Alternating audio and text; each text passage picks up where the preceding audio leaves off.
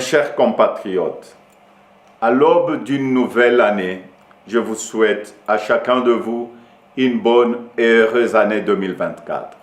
Qui dit année nouvelle, dit résolution personnelle.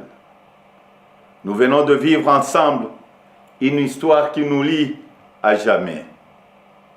Je vous remercie tous pour la grande confiance que vous m'avez manifestée tout au long de la campagne où nous avons pu nous parler et dresser de plans d'avenir.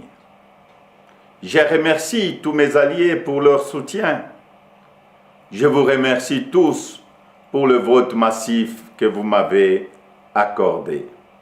Au cours de nos rencontres, j'ai constaté que nous voulions tous un avenir meilleur pour nos familles, nos enfants.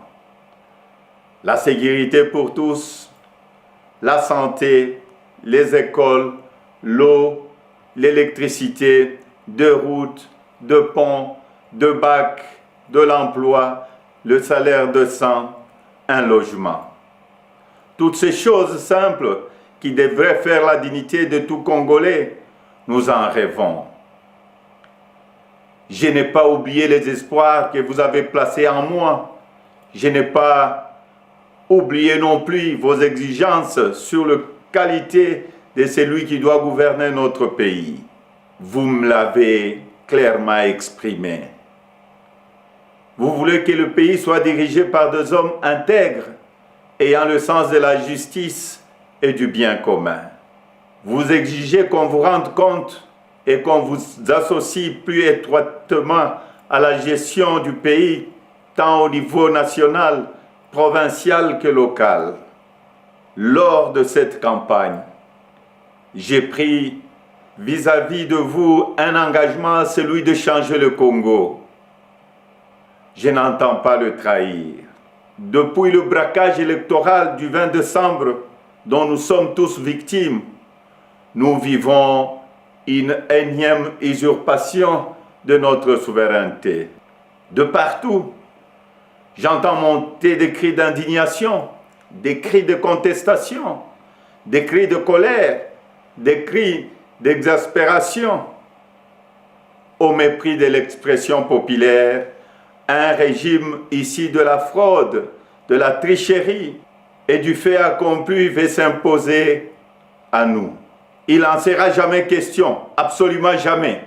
À l'aube de cette année nouvelle, au cours de laquelle nous aspirons à la paix, à la sécurité, à la stabilité et au développement, nous savons tous que nous ne pourrons jamais bâtir une nation apaisée et tisser le lien du vivre ensemble sur le mensonge, la fraude et la tricherie.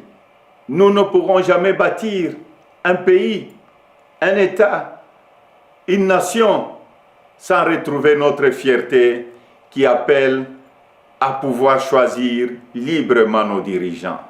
Le serment de liberté que nous ont légué le Père fondateur repose sur le lien sacré qui doit exister entre le peuple congolais et ses représentants.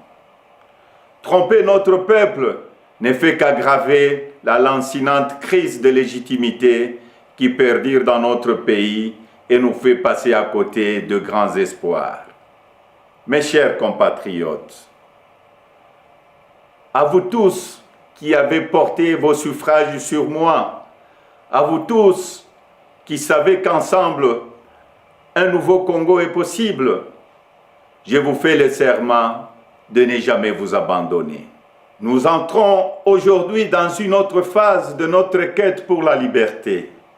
Nous devons ensemble soustraire notre pays demain de la prédation, de la corruption, de la gabegie et de toutes les injustices. C'est pourquoi, avec d'autres compatriotes, avec les forces sociales et politiques et prise de liberté, un sursaut citoyen est nécessaire.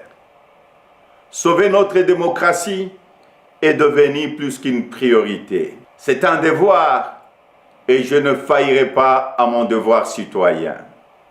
Raison pour laquelle je vous demande de ne pas baisser le bras, de ne pas céder au découragement ou au pessimisme, mais bien au contraire, de reprendre la marche que nous avons engagée ensemble.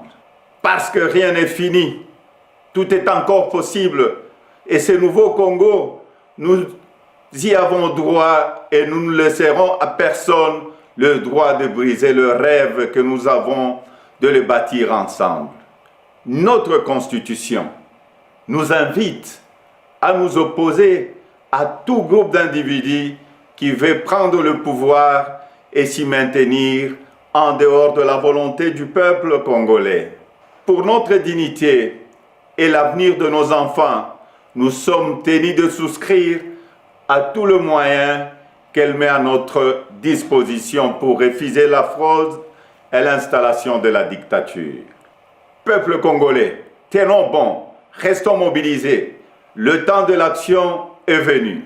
Par des actions pacifiques, démocratiques, nous allons résister et reconquérir notre droit le plus légitime, celui de faire échec à la fraude et de reprendre en main notre destin avec les dirigeants de notre choix.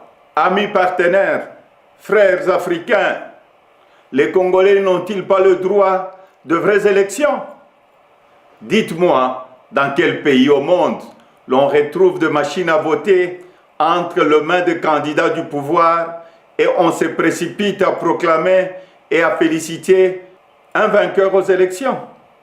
Dites-moi le nom de ces pays. Citez-moi un seul pays au monde où l'on décide de prolonger la période des élections de 11 heures à 6 ou 7 jours et on se précipite ensuite à féliciter le vainqueur.